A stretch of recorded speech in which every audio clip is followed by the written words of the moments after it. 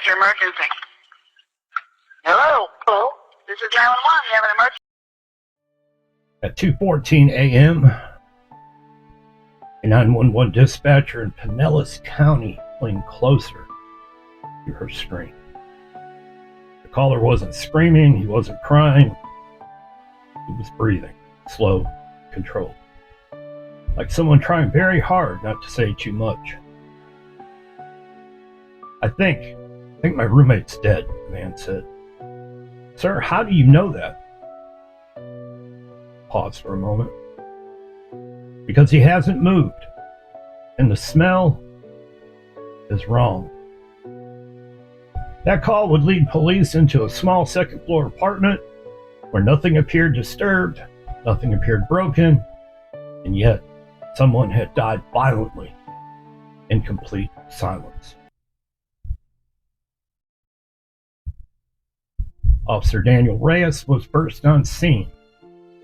Patrol car lights washed red and blue over a beige two-story apartment complex built in the late 1990s. Stucco walls, shared stairwells, identical doors. Apartment 3B. Reyes noted immediately there was no forced entry, there were no broken windows, and no noise complaints logged that night. The door was unlocked, and inside, the air hit him first. Not rot, not garbage. Something metallic, sharp, and coppery. It was blood. The smell was strongest down the hall, drifting from the bedroom like heat. Reyes drew his weapon, announced himself, moved in slowly. The victim was Evan Holloway, age 34.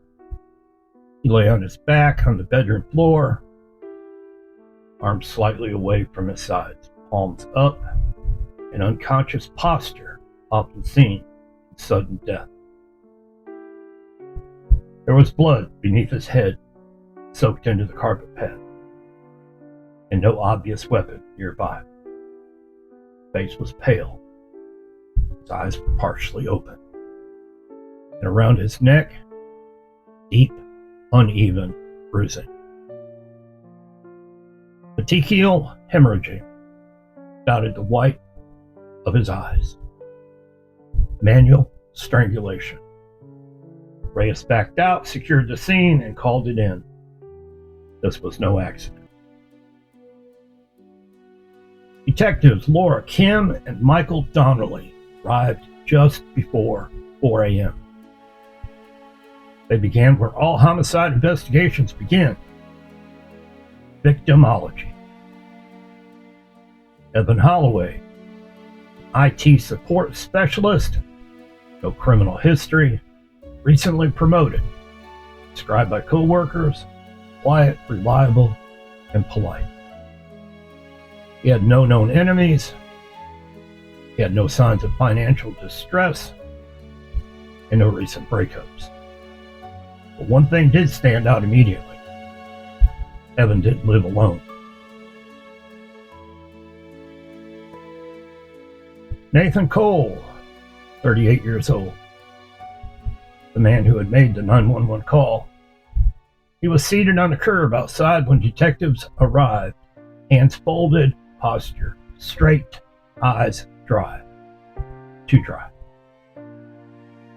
This is what Nathan told the officers. He worked nights at a logistics warehouse. He came home around 1:30 a.m. He noticed a smell. He checked Evan's room, and then he called 911. No signs of panic, no visible injuries. Detective Kim noticed something subtle. Nathan never once asked if Evan might still be alive. Inside the bedroom, crime scene technicians documented everything. No overturned furniture, no broken lamps, no signs of any struggle, which contradicted the cause of death. Manual strangulation requires time, pressure, and proximity. Someone had been close to Evan, comfortably close. The carpet beneath his head was saturated in blood. Blood had pooled slowly, meaning he likely died right there and not moved after. A forensic tech noted in her report, strong metallic odor consistent with blood exposure concentrated near victim's head and neck. It meant that Evan had been bleeding longer than the scene suggested. Someone had stayed. Dr. Helen Marino, the medical examiner, delivered her findings 48 hours later. Cause of death: asphyxia due to manual strangulation. Some additional findings: extensive bruising on Evan's forearms, a broken hyoid bone, fingernail scrapings containing foreign skin cells. Time of death: between 11 p.m. and 12:30 a.m. Nathan Cole claimed he was at work until 1:30 a.m. and detectives requested his time card. Now let's talk about the time card. Nathan's badge showed he clocked out at 11:47 p.m.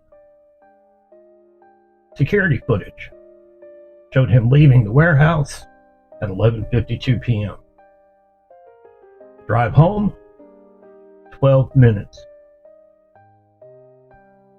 Nathan had been home well before midnight. A woman in apartment 3A reported something else. I heard voices around midnight, not yelling, arguing quietly.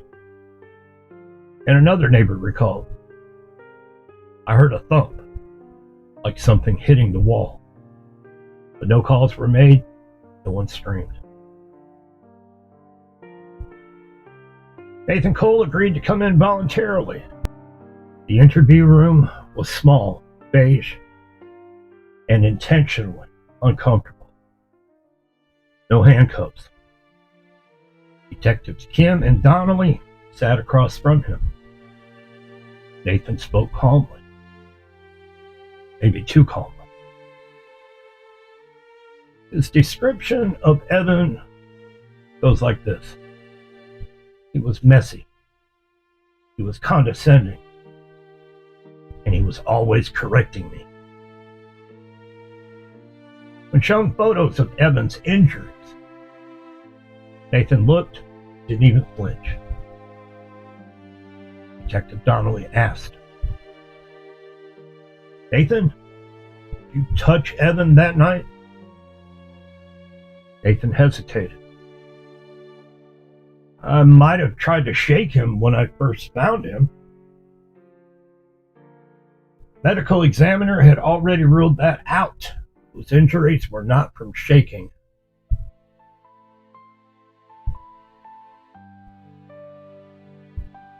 Detectives pulled Evan's phone records. At 10:43 p.m., Evan texted Nathan. Yo, bro, we need to talk tonight. This cannot keep going like this. Nathan replied, fine, when I get home. And there were no messages after that. Nathan's laptop revealed something very disturbing. Police checked his search history from the prior week. He had searched out how long does strangulation take? Can strangulation leave marks? The hyoid bone fracture. Nathan claimed it was just curiosity. You know, detectives didn't buy it. This time, Nathan was not free to leave. And immediately, his demeanor changed. He leaned back, crossed his arms. Detective Kim laid out the timeline. The text, time card, and the internet searches. Nathan's breathing quickened. Then he said something revealing. I didn't mean for it to go that far. Silence. Detective Donnelly waited. Nathan continued. He wouldn't stop talking. He kept saying I was using him, that I had to move out. Nathan admitted to placing his hands on Evan's neck. He claimed he was only trying to shut him up. Detectives believe this is what happened. Nathan came home before midnight. Evan confronted him in the bedroom, quietly, so neighbors wouldn't hear. The argument escalated. Nathan pushed Evan onto the floor, straddled him, applied pressure, and Evan fought, leaving the bruises on his arms. The room stayed quiet because Evan couldn't breathe. Nathan didn't stop until Evan went limp. Then he just sat there, long enough for the blood to pool, long enough for the smell to develop. Then he waited hours. Finally, he called 911. Prosecutors charged Nathan Cole, second-degree murder. This is what the jury heard. They heard the autopsy findings. They heard the digital search history. They heard the interrogation audio. And they also heard neighbors' testimony. Nathan never testified.